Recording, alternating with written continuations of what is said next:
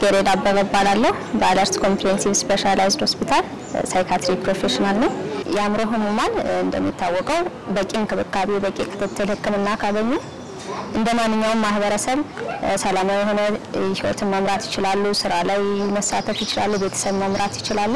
በተለይ እርግዝና ላይ ያሉ እናቶች የአእምሮ ህክምናን በጊዜ ካላገኙ በተለያዩ ከህሙማን ጋር በተያያዙ የኬሚካል ለውጦች የኒውሮትራንስሚተር ለውጦች ራሳቸውም ላይ ልጃቸውም ላይ ከእርግዝናው ጋርም ተያይዞ የሚመጡ የሆርሞናል ለውጦች ስላሉ ራሳቸው ላይ ጽንሱ ላይ የሚፈጥረው ተጽዕኖ ስላለ ህክምና ያላገኙ እናቶች ወይም ደግሞ የአእምሮ ህሙማን በእርግዝና ወቅት መደረግ ያለበት ህክምና ካላገኙ እንደማንኛውም ሰው ፈቃደኛ ሆነው ቀጠሮ አክብረው እንዲ የስነ ተዋልዶ ህክምና ከወሊድ በፊት ያለውን ክትትላቸውን ባለማድረጋቸው ለተለያዩ ጉዳቶች ይዳረጋሉ። ለምሳሌ ይሄ ፕሪክላምሻ የሚባል ወይም ደግሞ ከእርግዝና ጋር ተያይዞ የሚመጣ የግፊት ህመም አለ። እሱ ስክሪን ስለማይደረግላቸው ህክምና ቦታ ሄደው ካልተከታተሉ ስለማይታወቅ ለጽንሱም ራሳቸውም ላይ መስከሞት የሚያደርስ አደጋ ሊደርስባቸው ይችላል። ከዚህ ጎን ለጎን ደግሞ ይሄ ከእርግዝና ጋር ተያይዞ የሚመጣ የስኳር ህመም፣ ግፊት እነዚህ አይነት ነገሮች ታማሚዎቹ ላይ ህፃኑ ላይ የሚፈጥረው ተጽዕኖ ከባድ ነው ማለት ነው። ከዚህም በተጨማሪ ደግሞ ህመሙ በራሱ የአእምሮ ህመም በራሱ የተለያዩ ኒውሮትራንስሚተርስ የምንላቸው አሉ ኬሚካሎች። እነዛ ኬሚካሎች አለመመጣጠን ወይም ደግሞ ኢምባላንስ ስለሆነ ይሄ ለምሳሌ እንደ ድባቴ እንደ አንዛይቲ ጭንቀት እንዲሁም ሳይኮሲስ የሚባሉ ነገሮች የሚመጡት እርሱ በራሱ እርግዝናው ላይ የሚፈጥረው ተጽዕኖ አለ። ለምሳሌ ጭንቀትን ብናነሳ የጭንቀት ጊዜ የሚፈጠረው ይሄ ኮርቲሶል የሚባል ሆርሞን አለ።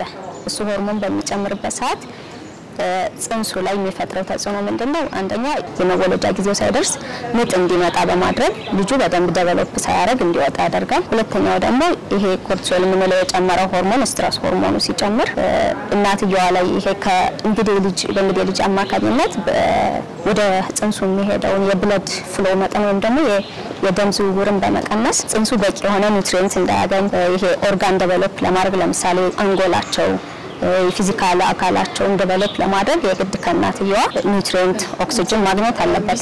ኮርቲሶል የሚባለው የጭንቀት ሆርሞን በሚጨምርበት ጊዜ ይሄ አንዛይቲ ወይም ደግሞ ጭንቀት ህመም ያለባቸው እናቶች ላይ እንግዲህ ልጁ በስትክክል ስራውን እንዳይሰራ ያደርጋል። ይሄ ምንድነው? ከእናት ወደ ጽንስ የሚሄደው የደም ዝውውር መጠን በመቀነስ በእንግዲህ ልጅ አማካኝነት ወደ ጽንስ የሚሄደው ለልጁ እድገት የሚያገለግሉ ይሄ ንጥረ ነገሮች እንደ ኦክሲጅን፣ ምግብ እነዚህ አይነት ነገሮች በበቂ ሁኔታ ስለማያገኝ ልጁ ይሄ ያንጎል እድገቱ አካላዊ እድገቱ ይስተጓጎላል። በሚወለድም ሰዓት በቂ የሆነ ያንጎል እድገት ስለማይኖረው የማስታወስ ችግር እንዲገጥም ያደርጋል። ወይም ደግሞ ትክክል የሆነ ያስተሳሰብ ሂደቱ እንዳይኖረው ሚሞራይዝ ማድረግ ወይም ደግሞ ማስታወስ እንዳይችል ይሄ ጥሞና ትኩረት መሰብሰብ እንዳይችል ያደርጋል ማለት ነው።